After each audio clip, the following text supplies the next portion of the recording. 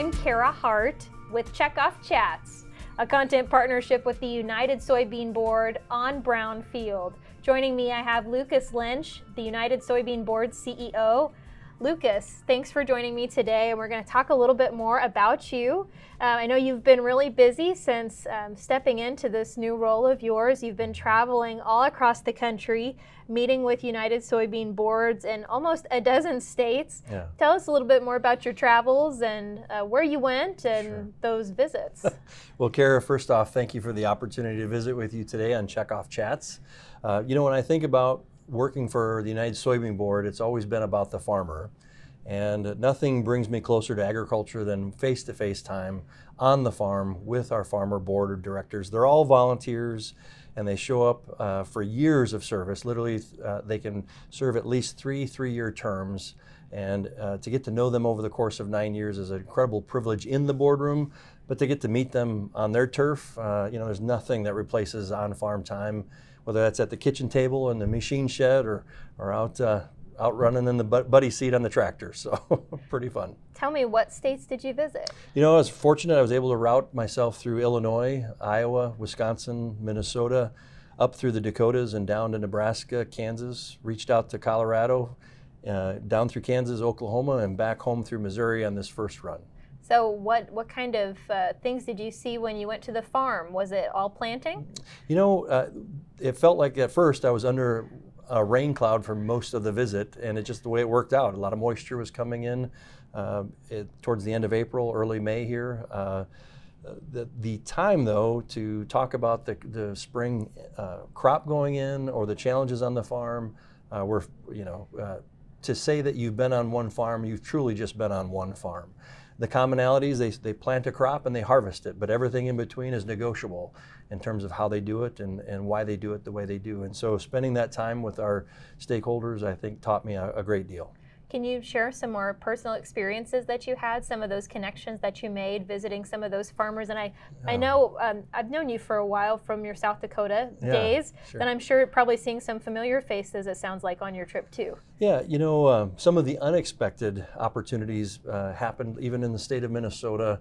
Gene Stuhl, who is a director of ours, his granddaughter, Lauren Stuhl, was recently elected FFA president as a state officer in her state, and had a chance to go into her hometown school and visit with her ag class and talk about the United Soybean Board, talk about agriculture. More importantly, though, asking the young students to think about careers in food and agriculture. And I found that to be fascinating, to hear what was on their minds and have that unexpected conversation. And I think as I look down throughout all of the visits down that road of travel here recently, the opportunity to meet and convene with neighbors. In some cases, there were folks who weren't on the board of directors, but they were there for a visit, hearing what was on their thoughts. It was fantastic. And it's important for us not to make the assumption that people know what Checkoff is doing. And so the fact that I had a chance to visit with people who weren't necessarily on the board really opened the dialogue for me. I was fortunate, had a chance to swing by because it was up in my home country. Josh Gackel is the president of American Soybean Association, so I figured, what the heck, I'm right on that road, so I had a chance to even check in with the chair of ASA, which was great. Always good to see familiar faces Yeah. and meet some new ones along the way, isn't it? Oh, for sure, yeah. So what has the journey taught you about your new role here at the United Soybean Board?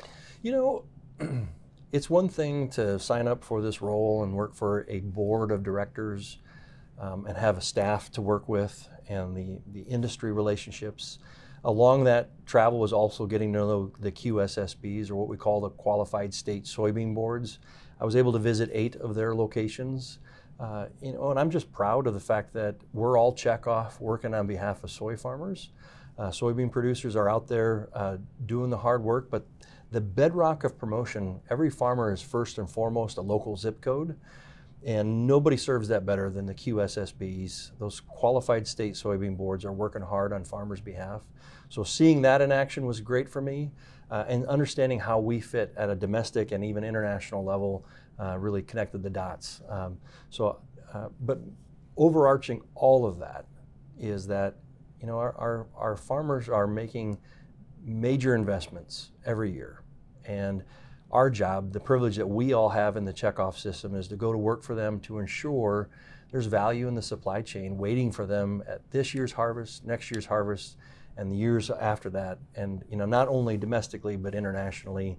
And to have that kind of conviction, not only in my mind but on my heart coming out of that, is really important.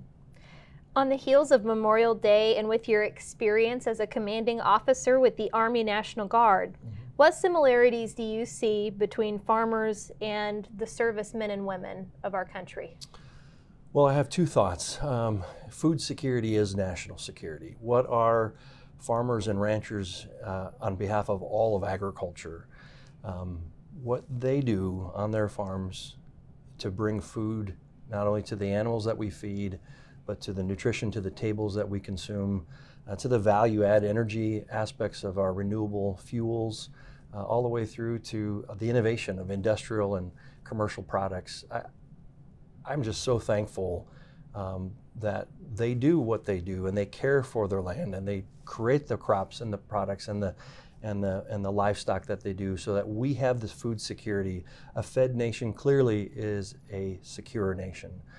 The other part of that is as I think about my time overseas, I lived in a world of commander's intent.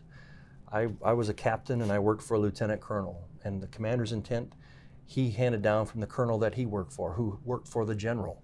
All of that flowed through to me as a commander out in the unit. Today, I would call that farmer's intent.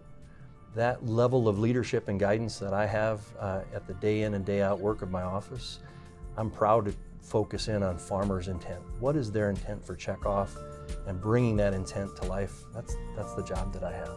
Lucas, thanks for joining us. Thank you for joining us. I'm Kara Hart with Checkoff Chats, a content partnership with the United Soybean Board on Brownfield.